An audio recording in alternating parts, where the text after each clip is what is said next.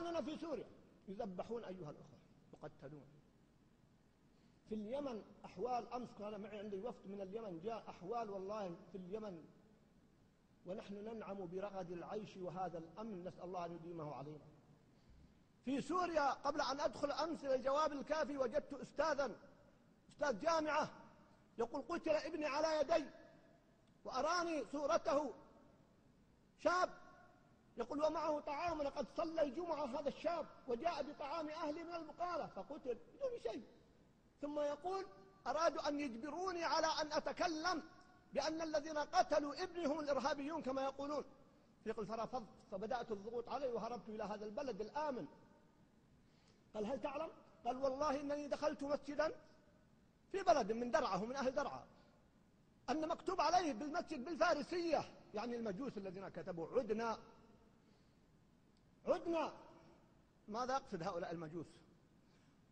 يقول أقسم لك بربي أمس العصر هذا الكلام أنني رأيت المصاحف مدنسة بالقذورات والمساجد مدنسة من هؤلاء المجوس من الإيرانيين وحزب الشيطان بالقذورات.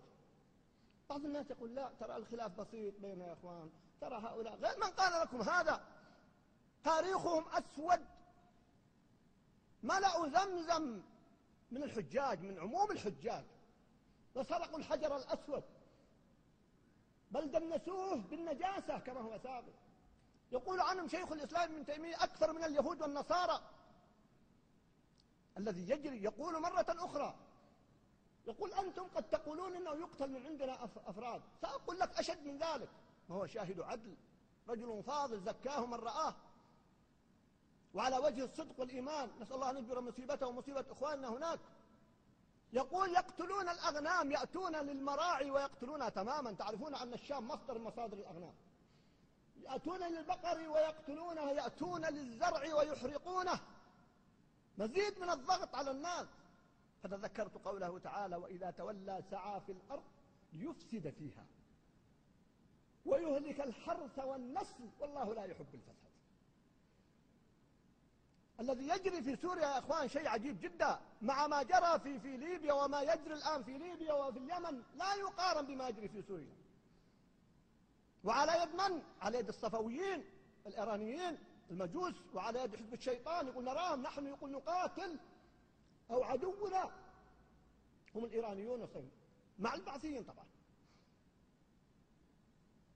الناس لم يدركوا بعضهم هذه الحقائق، ومع ذلك نحن نعيش في هذا الأمن ورغد العيش والخير. ثم يبدأ البعض كما قلت لكم من الخيار والطيبين يقضون الليل ربما عند بعض الملاهي أو ما حرم الله، ويغفلون عن كلام الله جل وعلا الذي له علاقة وثيقة بالليل بتلاوة كلام الله جل وعلا.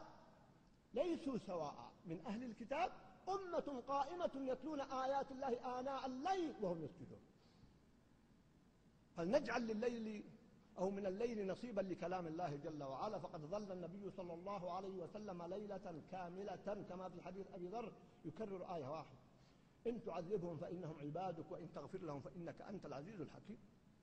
ليلة كاملة نحاول قبل الفجر قبل السحور كل بما يتيسر له ساعة نص ساعة أقل أو أكثر أن نصلي ما يفتح الله عليه وأقرأ كلام الله.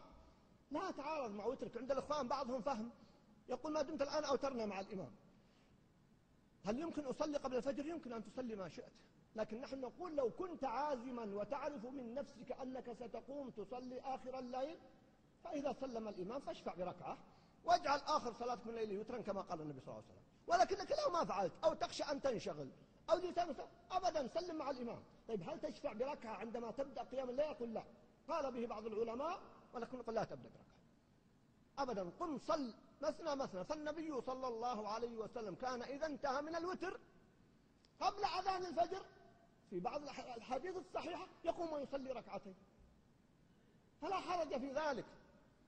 أن نجعل للقرآن نصيب من حياتنا في النهار، هذا التلاوة في النهار جميل وطيب، ولكن أيضا لا نغفل حق الليل.